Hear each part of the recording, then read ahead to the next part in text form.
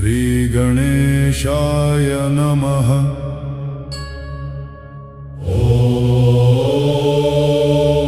श्रीपञ्चवदनायाञ्जनेयाय नमः। ॐ श्री पञ्चमुख हनुमन्मन्त्रस्य ब्रह्मा ऋषिः। गायत्री छन्दः पञ्चमुख विराट् हनुमान् देवता। ह्रीं बीजम् श्रीं शक्तिः क्रौं कीलकं क्रूं कवचम्। क्रैणस्त्राय फट् इति दिग्बन्धः। श्रीगरुड उवाच अथ ध्यानं प्रवक्ष्यामि। शृणु सर्वाङ्गसुन्दरी यत्कृतं देवदेवेन ध्यानम् हनुमतः प्रियम्। पञ्चवक्त्रं महाभीमं त्रिपञ्चनयनैर्युतम्। बाहुभिर्दशभिर्युक्तं सर्वकामार्थसिद्धिदम्। पूर्वं तु वानरं वक्त्रं कोटिसूर्यसम्प्रभं। दंष्ट्राकरालवदनं भ्रुकुटीकुटिलेक्षणम्। अस्यैव दक्षिणं वक्त्रं नारसिंहं महाद्भुतम्। अत्युग्रतेजो वपुषं भीषणं भयनाशनम्। पश्चिमं दारुणं वक्त्रं वक्रतुण्डं महाबलं। सर्वनागप्रशमनं विषभूतादिकृन्तनम्। उत्तरं सौकरं वक्त्रं कृष्णं दीप्तं नभोपमम्। पातालसिंहवेतालज्वररोगादिकृन्तनम्। ऊर्ध्वं हयाननं घोरं दानवान्तकरं परम्। येन वक्त्रेण विप्रेन्द्र तारकाख्यं महासूरं। जघान शरणं तत्स्यात् सर्वशत्रुहरं पारं। ध्यात्वा पञ्चमुखं रुद्रं हनुमन्तं दयानिधिम्। खड्गं त्रिशूलं खट्वाङ्गं पाशमङ्कुशपर्वतं। मुष्टिं कौमोदकीं वृक्षं धारयन्तं कमण्डलुम्। बिन्दिपालं ज्ञानमुद्रां दशभिर्मुनिपुङ्गवम्। एतान्यायुधजालानि धारयन्तं भजाम्यहम्। प्रेतासनोपविष्टं तं सर्वाभरणभूषितम्। दिव्यमाल्याम्बरधरं दिव्यगन्धानुलेपनम्। सर्वाश्चर्यमयं देवं हनुमद्विश्वतोमुखम्। पञ्चास्यमच्युतमनेकविचित्रवर्णवक्त्रम्। शशाङ्कशिखरं कपिराजवर्यम। पीताम्बरादिमुकुटे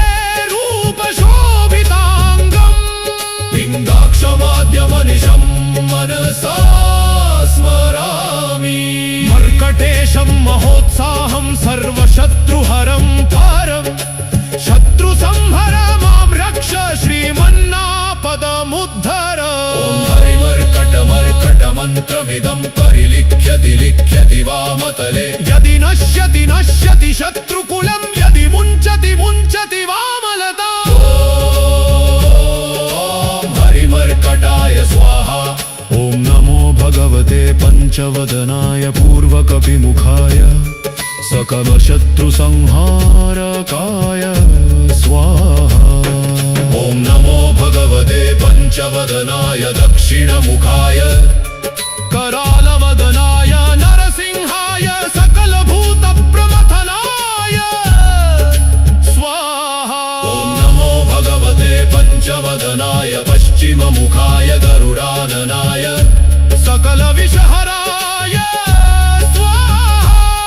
ॐ नमो भगवते पञ्चवदनायोत्तरमुखायादिवराहाय सकलसम्पत्कराय स्वाहा। ॐ नमो भगवते पञ्चवदनायोर्ध्वमुखाय हयग्रीवाय सकलजनवशङ्कराय स्वाहा। मन्त्रः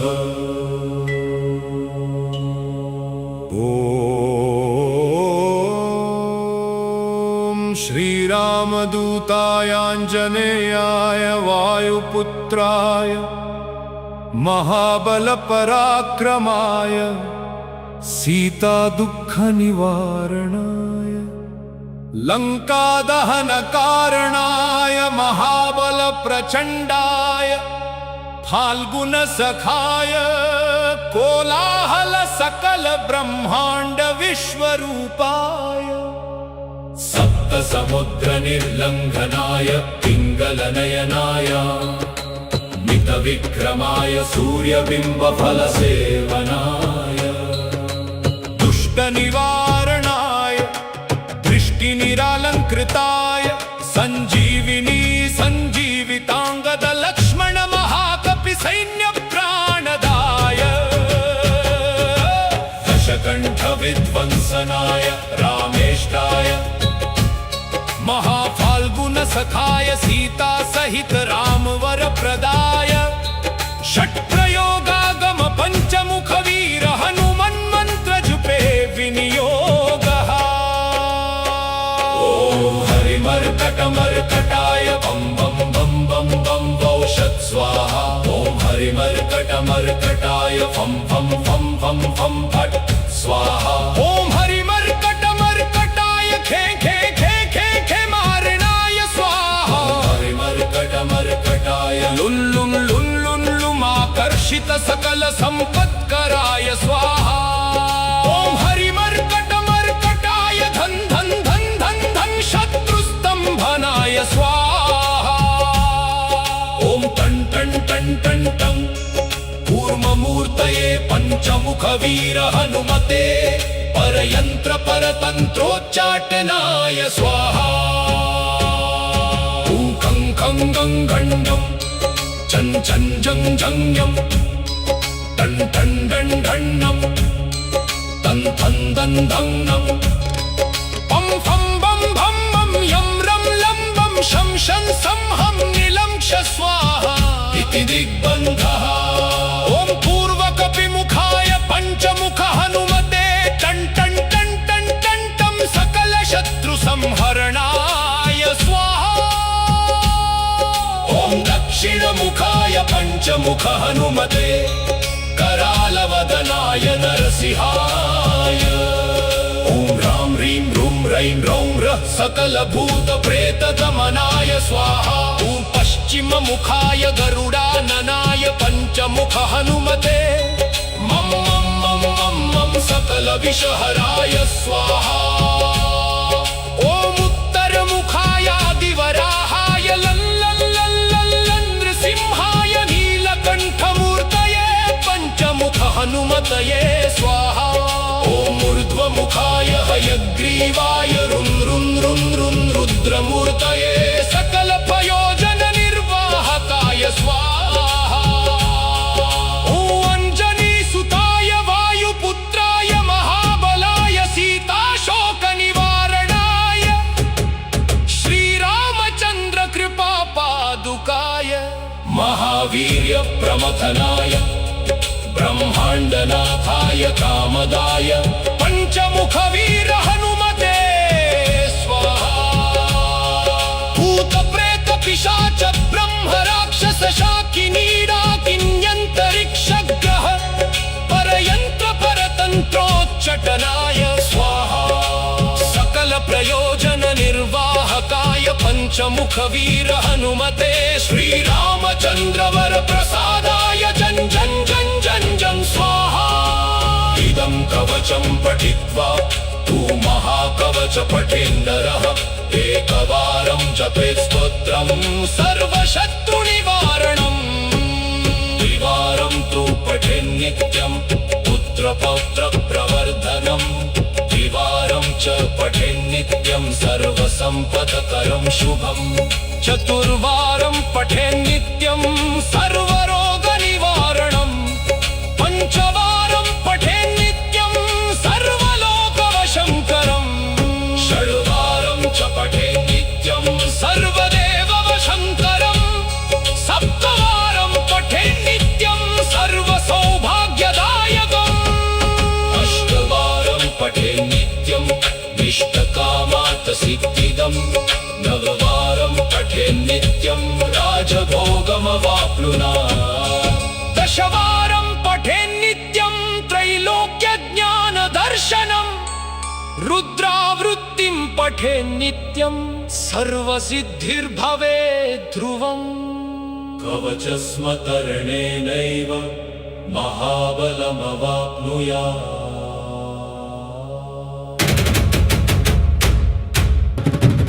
गरुड उवाच अथ ध्यानं प्रवक्ष्यामि शृणु सर्वाङ्गसुन्दरी यत्कृतं देवदेवेन ध्यानं हनुमतः प्रियं पञ्चवक्त्रं महाभीमं त्रिपञ्चनयनैर्युतं बाहुभिर्दशभिर्युक्तं सर्वकामार्थसिद्धिदम् पूर्वं तु वानरं वक्त्रं कोटिसूर्यसम्प्रभं दंष्ट्राकरालवदनं भ्रुकुटीकुटिलेक्षणम् अस्यैव दक्षिणं वक्त्रं नारसिंहं महाद्भुतम् अत्युग्रतेजोवपुषं भीषणं भयनाशनम् पश्चिमं दारुणं वक्त्रं वक्रतुण्डं महाबलं सर्वनागप्रशमनं विषभूतादिकृन्तनम् उत्तरं सौकरं वक्त्रं कृष्णं दीप्तं नभोपमम् पातालसिंहवेतालज्वररोगादिकृन्तनम् ऊर्ध्वं हयाननं घोरं दानवान्तकरं परम् येन वक्त्रेण विप्रेन्द्र तारकाख्यं महासूरम् जघान शरणं तत्स्यात् सर्वशत्रुहरं पारं ध्यात्वा पञ्चमुखं रुद्रं हनुमन्तं दयानिधिम् खड्गं त्रिशूलं खट्वाङ्गं पाशमङ्कुशपर्वतं मुष्टिं कौमोदकीं वृक्षं धारयन्तं कमण्डलुम् बिन्दिपालं ज्ञानमुद्रां दशभिर्मुनिपुङ्गवम् एतान्यायुधजालानि धारयन्तं भजाम्यहम् प्रेतासनोपविष्टं तं सर्वाभरणभूषितम् दिव्यमाल्याम्बरधरं दिव्यगन्धानुलेपनम् सर्वाश्चर्यमयं देवं हनुमद्विश्वतोमुखम् पञ्चास्यमच्युतमनेकविचित्रवर्णवक्त्रम् शशाङ्कशिखरं कपिराजवर्यम पीताम्बरादिमुकुटे रूपशोभिताङ्गम् पिङ्गाक्षमाद्यमनिशं मनसा स्मरामि मर्कटेशं महोत्साहं सर्वशत्रुहरं पारम् शत्रुसंहर मां रक्ष श्रीमन्नापदमुद्धर ॐ हरिमर्कटमर्कटमन्त्रमिदं परिलिख्यति वामतले यदि नश्यति नश्यति शत्रुकुलं यदि मुञ्चति मुञ्चति वामलता ॐ हरिमर्कटाय स्वाहा ॐ नमो भगवते पञ्चवदनाय पूर्वकपिमुखाय सकलशत्रुसंहारकाय स्वाहा ॐ नमो भगवते पञ्चवदनाय दक्षिणमुखाय करालवदनाय नरसिंहाय सकलभूतप्रमथनाय स्वाहा ॐ नमो भगवते पञ्चवदनाय पश्चिममुखाय गरुडाननाय सकलविषहराय स्वाहा ॐ नमो भगवते पञ्चवदनायोत्तरमुखायादिवराहाय सकलसम्पत्कराय स्वाहा ॐ नमो भगवते पञ्चवदनायोर्ध्वमुखाय हयग्रीवाय सकलजनवशङ्कराय स्वाहा मन्त्रः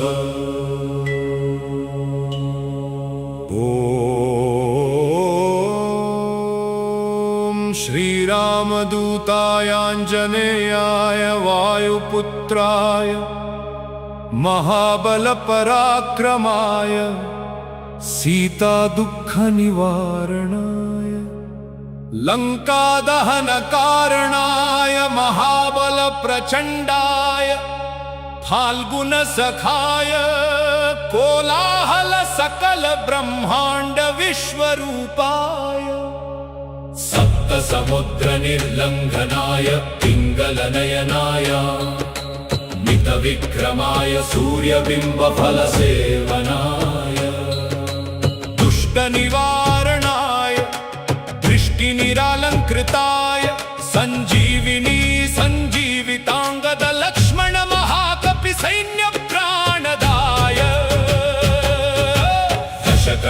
विध्वंसनाय रामेष्टाय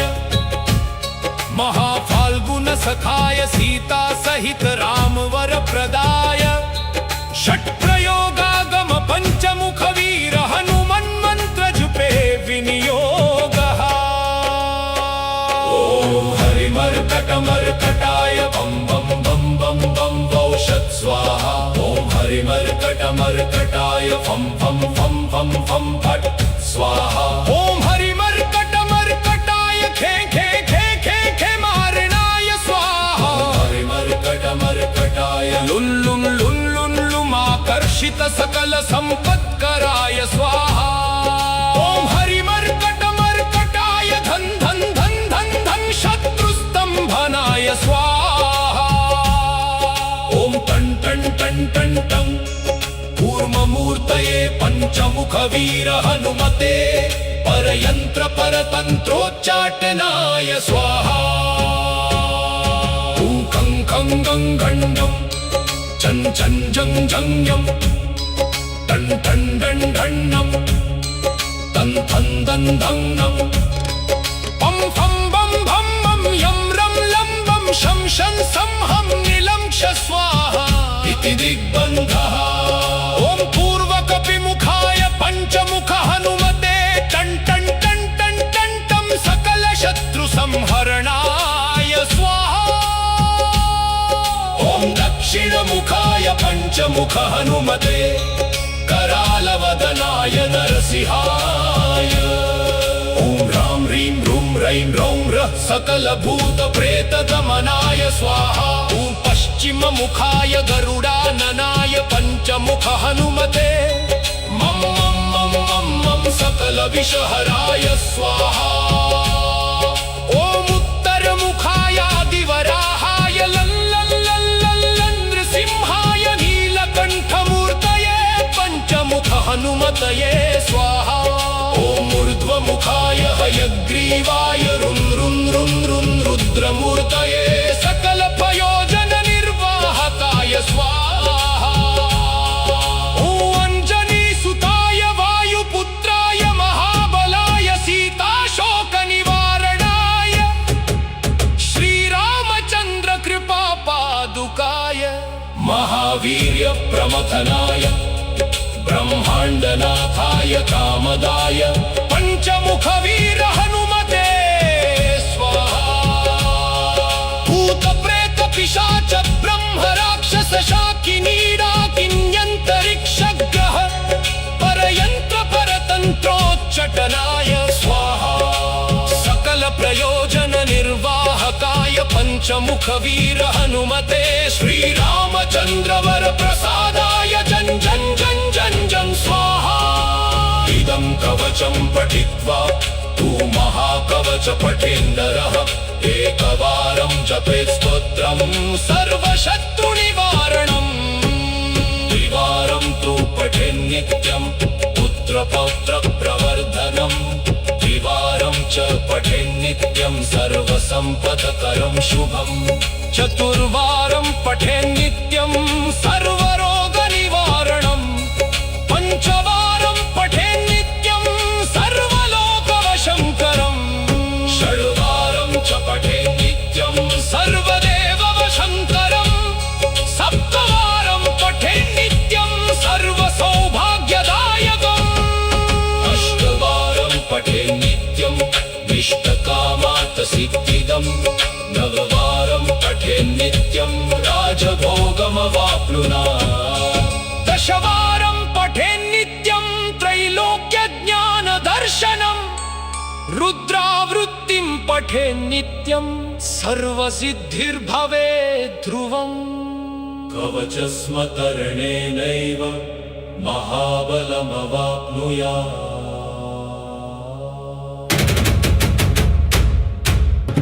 श्रीगरुड उवाच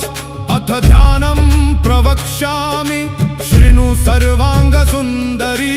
यत्कृतं देवदेवेन ध्यानं हनुमतः प्रियम् पञ्चवक्त्रं महाभीमं त्रिपञ्चनयनैर्युतं बाहुभिर्दशभिर्युक्तं सर्वकामार्थसिद्धिदम् पूर्वं तु वानरं वक्त्रं कोटिसूर्यसम्प्रभं दंष्ट्राकरालवदनं भ्रुकुटीकुटिलेक्षणम्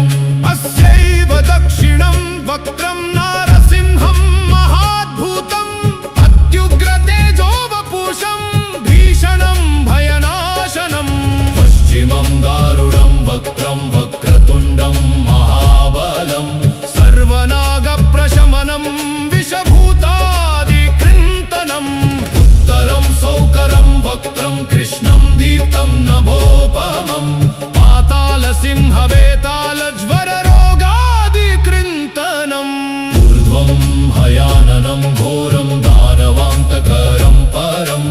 येन वक्त्रेण विप्रेन्द्र तारकाख्यं महासूरं जघान शरणं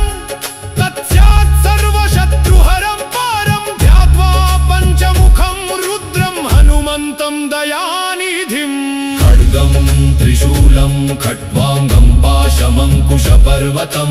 मुष्टिं कौमोदकीं वृक्षं धारयन्तं कमण्डलुम् बिन्दिपालं ज्ञानमुद्रां दशभिर्मुनिपुङ्गवम् एतान्यायुधजालानि धारयन्तं भजाम्यहम् प्रेतासनोपविष्टं तं सर्वाभरणभूषितम् दिव्यमाल्याम्बरधरं दिव्यगन्धानुलेपनम् सर्वाश्चर्यमयं देवं हनुमद्विश्वतोमुखम् पञ्चास्यमच्युतमनेकविचित्रवर्णवक्त्रम् शशाङ्कशिखरं कपिराजवर्यम पीताम्बरादिमुकुटे रूपशोभिताङ्गम् पिङ्गाक्षमाद्यमनिशं मनसा स्मरामि मर्कटेशं महोत्साहं सर्वशत्रुहरं पारं शत्रुसंहर मां रक्ष श्रीमन्नापदमुद्धर ॐ हरिमर्कटमर्कटमन्त्रमिदं परिलिख्यति लिख्यति वामतले यदि नश्यति नश्यति शत्रुकुलं यदि मुञ्चति मुञ्चति वामलता ॐ हरिमर्कटाय स्वाहा ॐ नमो भगवते पञ्चवदनाय पूर्वकपिमुखाय सकलशत्रुसंहारकाय स्वाहा ॐ नमो भगवते पञ्चवदनाय दक्षिणमुखाय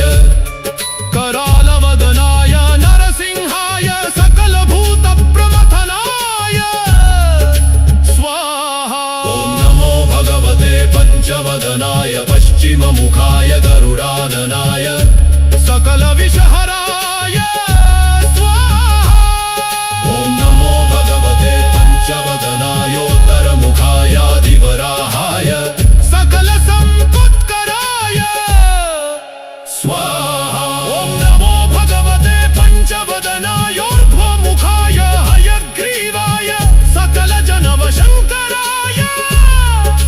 स्वाहा मन्त्रः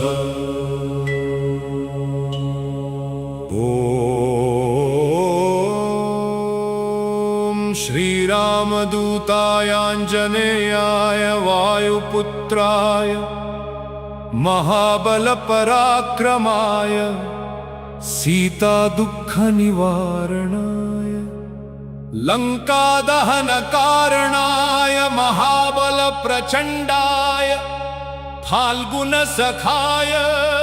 कोलाहल सकल ब्रह्माण्ड विश्वरूपाय सप्तसमुद्रनिर्लङ्घनाय पिङ्गलनयनाय मितविक्रमाय सूर्यबिम्बफलसेवनाय दुष्टनिवारणाय दृष्टिनिरालङ्कृताय सञ्जीविनी सञ्जीविताङ्गद लक्ष्मण महाकपि सैन्यप्राणदाय दशकण्ठविध्वंसनाय रामेष्टाय महाफाल्गुनसखाय सीता सहित रामवरप्रदाय षट्प्रयोगागम पञ्चमुखवीर हनुमन्मन्त्रजुपे विनियोगः ॐ हरिमर्कटमर्कटाय बं बं बं बं बं वौषत् स्वाहा ॐ हरिमर्कटमर्कटाय फं फं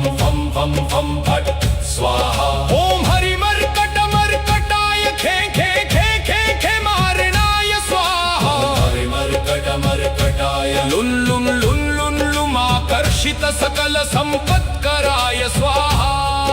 ॐ हरिमर्कटमर्कटाय धन धन धन धन धन शत्रुस्तंभनाय स्वाहा ॐ टं टं टं टं टं कूर्ममूर्तये पंचमुख वीर हनुमते परयंत्र परतंत्रोच्चाटनाय स्वाहा ॐ खं खं गं घण्डं चं चं जं जं यं टं टं डं ढण्णं तं थं दं धं नं पं फं बं भं मं यं रं लं बं शं शन सं हं नीलं क्ष स्वाहा इति दिग्बन्धः ॐ पूर्वकपिमुखाय पञ्चमुख हनुमते टं टं टं टं टं टं सकल शत्रु संहरणाय स्वाहा ॐ दक्षिणमुखाय पञ्चमुख हनुमते करालवदनाय नरसिंहाय ॐ ह्रां ह्रीं ह्रूं रैं रौं रः सकलभूतप्रेतदमनाय स्वाहा ॐ पश्चिममुखाय गरुडाननाय पञ्चमुख हनुमते मं मं मं मं मं सकलविषहराय स्वाहा ॐ उत्तरमुखाय आदिवराहाय लं लं लं लं लं नृसिंहाय नीलकण्ठमूर्तये पञ्चमुख हनुमतये स्वाहा ॐ ऊर्ध्वमुखाय हयग्रीवाय रुं रुं रुं रुं रुद्रमूर्तये सकल प्रयोजन निर्वाहकाय स्वाहा ॐ अञ्जनीसुताय वायुपुत्राय महाबलाय सीताशोकनिवारणाय श्रीरामचन्द्र कृपापादुकाय महावीर्यप्रमथनाय ब्रह्माण्डनाथाय कामदाय पञ्चमुख वीर हनुमते स्वाहा भूतप्रेत पिशाच ब्रह्म राक्षस शाकिनीडाकिन्यन्तरिक्षग्रह परयन्त्र परतन्त्रोच्चटनाय स्वाहा सकल प्रयोजन निर्वाहकाय पञ्चमुख वीर हनुमते श्रीरामचन्द्र वर प्रसादाय जन जन जन जन जन स्वाहा इदं कवचं पठित्वा तु महाकवच पठेन्नरः एकवारं जपेत् स्तोत्रं सर्वशत्रुनिवारणम् द्विवारं तु पठेन्नित्यं पुत्रपौत्रप्रवर्धनम् द्विवारं च पठेन्नित्यं सर्वसम्पत्करं शुभम् चतुर्वारं पठेन्नित्यं सर्वरोगनिवारणम् पञ्चवारं पठेन्नित्यं सर्वलोकवशङ्करम् षड्वारं च पठेन्नित्यं सर्वदेववशङ्करम् सप्तवारं पठेन्नित्यं सर्वसौभाग्यदायकम् अष्टवारं पठेन्नित्यं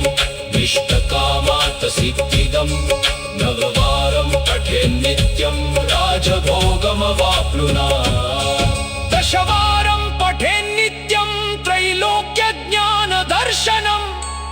रुद्रावृत्तिं पठेन्नित्यं सर्वसिद्धिर्भवेत् ध्रुवम् कवचस्मतरणेनैव महाबलमवाप्नुयात्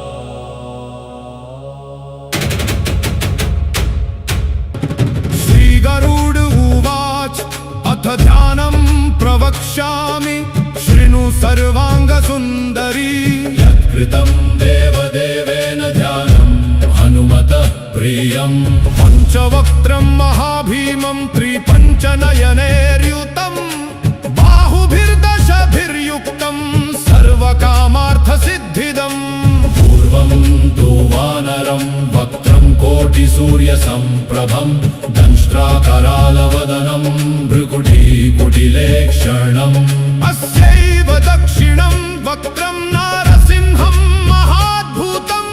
अत्युग्रतेजोवपुषं भीषणं भयनाशनम् पश्चिमं दारुणं वक्त्रं वक्रतुण्डं महाबलं सर्वनागप्रशमनं विषभूतादिकृन्तनम् उत्तरं सौकरं वक्त्रं कृष्णं दीप्तं नभोपमम् पाताल नारसिंहवेतालज्वररोगादिकृन्तनम् ऊर्ध्वं भयाननं घोरं दानवान्तकरं परम् येन वक्त्रेण विप्रेन्द्र तारकाख्यं महासूरं जघान शरणं तत्स्यात् सर्वशत्रुहरं पारं ध्यात्वा पञ्चमुखं रुद्रं हनुमन्तं दयानिधिम् खड्गं त्रिशूलं खट्वाङ्गं पाशमङ्कुशपर्वतं मुष्टिं कौमोदकीं वृक्षं धारयन्तं कमण्डलुम् बिन्दिपालं ज्ञानमुद्रां दशभिर्मुनिपुङ्गवम् एतान्यायुधजालानि धारयन्तं भजाम्यहम् प्रेतासनोपविष्टं तं सर्वाभरणभूषितम् दिव्यमाल्याम्बरधरं दिव्यगन्धानुलेपनम् सर्वाश्चर्यमयं देवं हनुमद्विश्वतोमुखम् पञ्चास्यमच्युतमनेकविचित्रवर्णवक्त्रम् शशाङ्कशिखरं कपिराजवर्यम पीताम्बरादिमुकुटे रूपशोभिताङ्गम् पिङ्गाक्षमाद्यमनिशं मनसा स्मरामि मर्कटेशं महोत्साहं सर्वशत्रुहरं पारं शत्रुसंहर मां रक्ष श्रीमन्नापदमुद्धर ॐ हरिमर्कटमर्कटमन्त्रमिदं परिलिख्यति लिख्यति वामतले यदि नश्यति नश्यति शत्रुकुलं यदि मुञ्चति मुञ्चति वामलता ॐ हरिमर्कटाय स्वाहा ॐ नमो भगवते पञ्चवदनाय पूर्वकपिमुखाय सकलशत्रुसंहारकाय स्वाहा ॐ नमो भगवते पञ्चवदनाय दक्षिणमुखाय करालवदनाय नरसिंहाय सकलभूतप्रमथनाय स्वाहा ॐ नमो भगवते पञ्चवदनाय पश्चिममुखाय गरुडाननाय सकलविषहराय स्वाहा ॐ नमो भगवते पञ्चवदनायोत्तरमुखायादिवराहाय सकलसम्पत्कराय स्वाहा ॐ नमो भगवते पञ्चवदनायोर्ध्वमुखाय हयग्रीवाय सकलजनवशङ्कराय स्वाहा मन्त्रः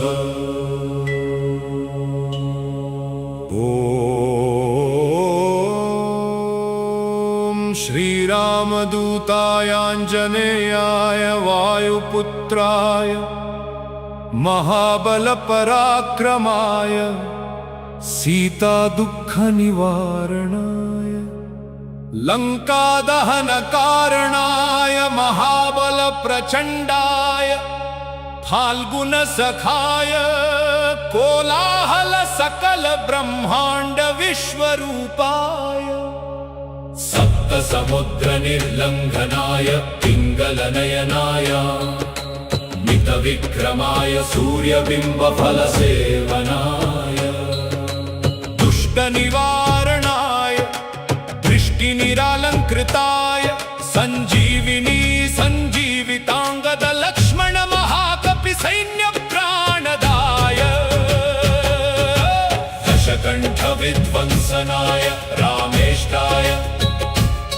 महाफाल्गुनसखाय सीता सहित रामवरप्रदाय षट्प्रयोगागम पञ्चमुखवीर हनुमन्मन्त्रजुपे विनियोगः ॐ हरिमर्कटमर्कटाय बं बं बं बं बं वौषत् स्वाहा ॐ हरिमर्कटमर्कटाय फं फं फं फं फं फट् स्वाहा ॐ हरिमर्कटमर्कटाय खे खे खे खे खे मारणाय स्वाहा हरिमर्कटमर्कटाय लुल्लुं लुल्लुं लुमाकर्षित सकल सम्पत्कराय स्वाहा ॐ हरिमर्कटमर्कटाय धन धन धन धन धन शत्रुस्तम्भनाय स्वाहा ॐ टन् टन् टन् टन् टन् कूर्ममूर्तये पञ्चमुखवीर हनुमते परयन्त्र परतन्त्रोच्चाटनाय स्वाहा खं गं घण्डं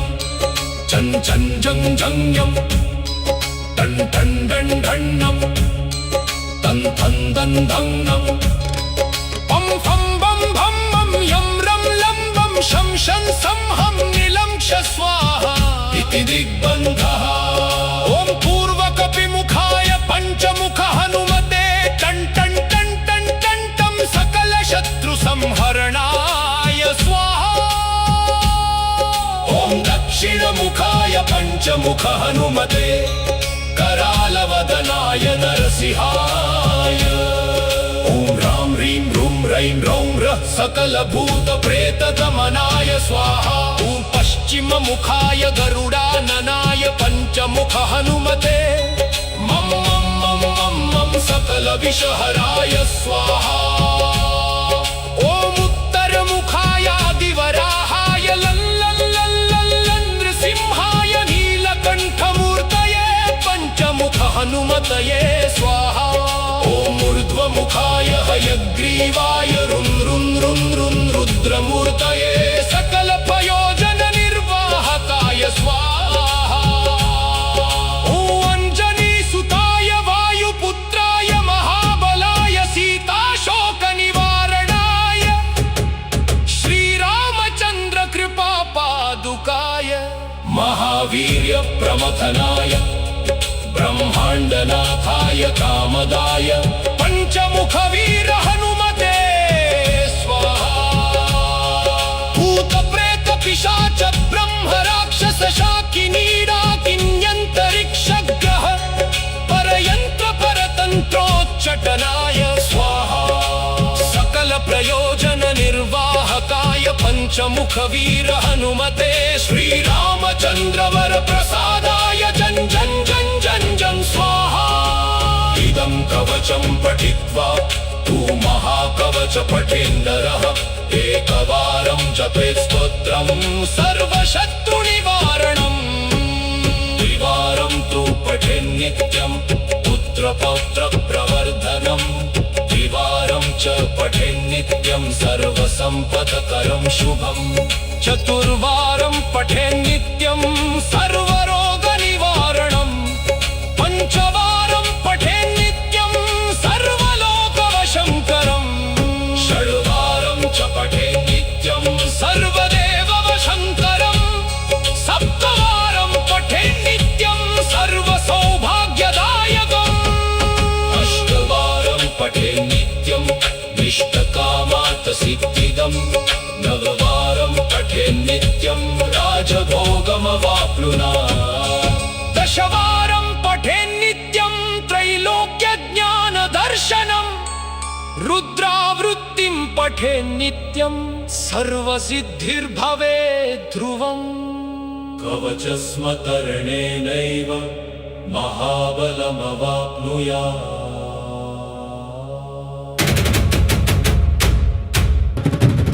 गरुड उवाच अथ ध्यानं प्रवक्ष्यामि शृणु सर्वाङ्गसुन्दरी यत्कृतं देवदेवेन ध्यानं हनुमतः प्रियं पञ्चवक्त्रं महाभीमं त्रिपञ्चनयनैर्युतं बाहुभिर्दशभिर्युक्तं सर्वकामार्थसिद्धिदम् पूर्वं तु वानरं वक्त्रं कोटिसूर्यसम्प्रभं दंष्ट्राकरालवदनं भ्रुकुटीकुटिलेक्षणम् अस्यैव दक्षिणं वक्त्रं नारसिंहं महाद्भुतम् अत्युग्रतेजोवपुषं भीषणं भयनाशनम् पश्चिमं दारुणं वक्त्रं वक्रतुण्डं महाबलं सर्वनागप्रशमनं विषभूतादिकृन्तनम् उत्तरं सौकरं वक्त्रं कृष्णं दीप्तं नभोपमम् पातालसिंहवेतालज्वररोगादिकृन्तनम् ऊर्ध्वं हयाननं घोरं दानवान्तकरं परं येन वक्त्रेण विप्रेन्द्र तारकाख्यं महासूरं जघान शरणं तत्स्यात् सर्वशत्रुहरं पारं ध्यात्वा पञ्चमुखं रुद्रं हनुमन्तं दयानिधिम् खड्गं त्रिशूलं खट्वाङ्गं पाशमं पर्वतम् मुष्टिं कौमोदकीं वृक्षं धारयन्तं कमण्डलुम् बिन्दिपालं ज्ञानमुद्रां दशभिर्मुनिपुङ्गवम् एतान्यायुधजालानि धारयन्तं भजाम्यहम् प्रेतासनोपविष्टं तं सर्वाभरणभूषितम् दिव्यमाल्याम्बरधरं दिव्यगन्धानुलेपनम् सर्वाश्चर्यमयं देवं हनुमद्विश्वतोमुखम् पञ्चास्यमच्युतमनेकविचित्रवर्णवक्त्रम् शशाङ्कशिखरम् कपिराजवर्यम पीताम्बरादिमुकुटे रूपशोभिताङ्गम् पिङ्गाक्षमाद्यमनिशं मनसा स्मरामि मर्कटेशं महोत्साहं सर्वशत्रुहरं परम् शत्रुसंहर मां रक्ष श्रीमन्नापदमुद्धर ॐ हरिमर्कटमर्कटमन्त्रमिदं परिलिख्यति लिख्यति वामतले यदि नश्यति नश्यति शत्रुकुलं यदि मुञ्चति मुञ्चति वामलता ॐ हरिमर्कटाय स्वाहा ॐ नमो भगवते पञ्चवदनाय पूर्वकपिमुखाय सकलशत्रुसंहारकाय स्वाहा ॐ नमो भगवते पञ्चवदनाय दक्षिणमुखाय करालवदनाय नरसिंहाय सकलभूतप्रमथनाय स्वाहा ॐ नमो भगवते पञ्चवदनाय पश्चिममुखाय गरुडाननाय सकलविषहराय स्वाहा ॐ नमो भगवते पञ्चवदनायोत्तरमुखायादिवराहाय सकलसम्पत्कराय स्वाहा ॐ नमो भगवते पञ्चवदनायोर्ध्वमुखाय हयग्रीवाय सकलजनवशङ्कराय स्वाहा मन्त्रः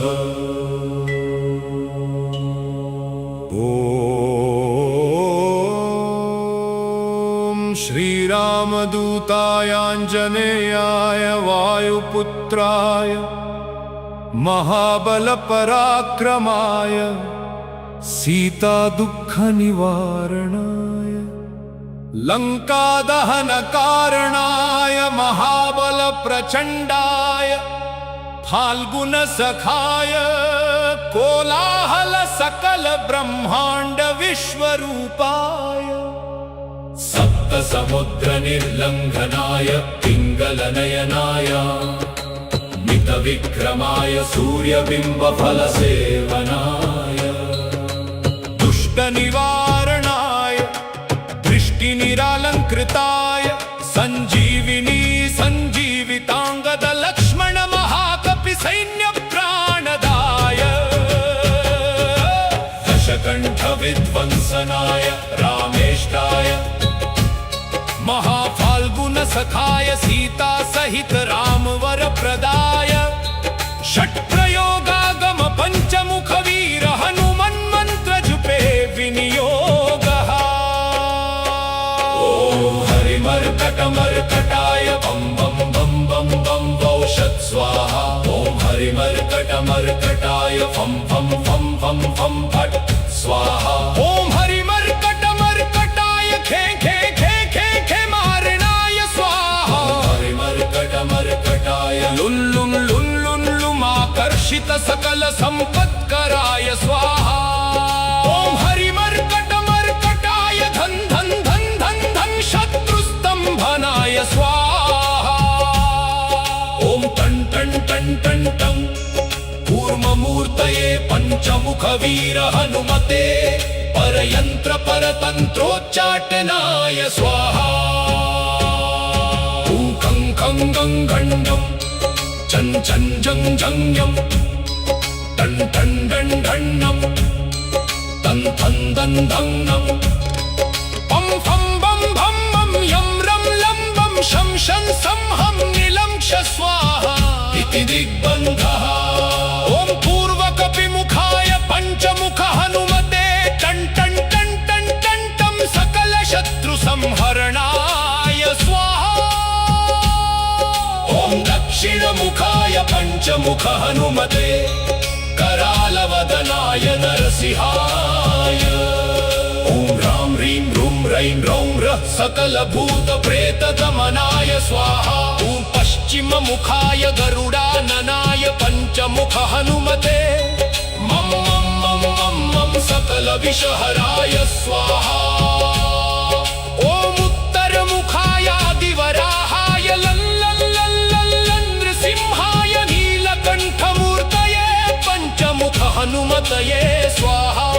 ॐ ऊर्ध्वमुखाय हयग्रीवाय रुं रुं रुं रुं रुद्रमूर्तये सकलप्रयोजननिर्वाहकाय स्वाहा ॐ अञ्जनीसुताय वायुपुत्राय महाबलाय सीताशोकनिवारणाय श्रीरामचन्द्रकृपापादुकाय महावीर्यप्रमथनाय ब्रह्माण्डनाथाय कामदाय पञ्चमुखवीर हनुमते स्वाहा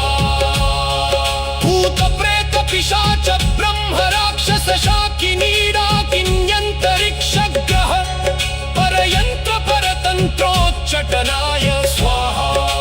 सकल प्रयोजन निर्वाहकाय पञ्चमुखवीर हनुमते श्रीरामचन्द्रवर प्रसादाय जन जन जन जन जन स्वाहा इदं कवचं पठित्वा तु महाकवच पठेन्नरः एकवारं जपेत् स्तोत्रं सर्वशत्रुनिवारणम् द्विवारं तु पठेन्नित्यं पुत्रपौत्रप्रवर्धनम् द्विवारं च पठेन्नित्यं सर्वसम्पदकरं शुभम् चतुर्वारं पठेन्नित्यं सर्वरोगनिवारणम् पञ्चवारं पठेन्नित्यं सर्वलोकवशङ्करम् षड्वारं च पठेन्नित्यं सर्वदेववशङ्करम् सप्तवारं पठेन्नित्यं सर्वसौभाग्यदायकम् अष्टवारं पठेन्नित्यं इष्टकामार्थसिद्धिदम् नववारं पठेन्नित्यं राजभोगमवाप्नुयात् दशवारं पठेन्नित्यं त्रैलोक्यज्ञानदर्शनम् रुद्रावृत्तिं पठेन्नित्यं सर्वसिद्धिर्भवेत् ध्रुवम् कवचस्मतरणेनैव महाबलमवाप्नुयात्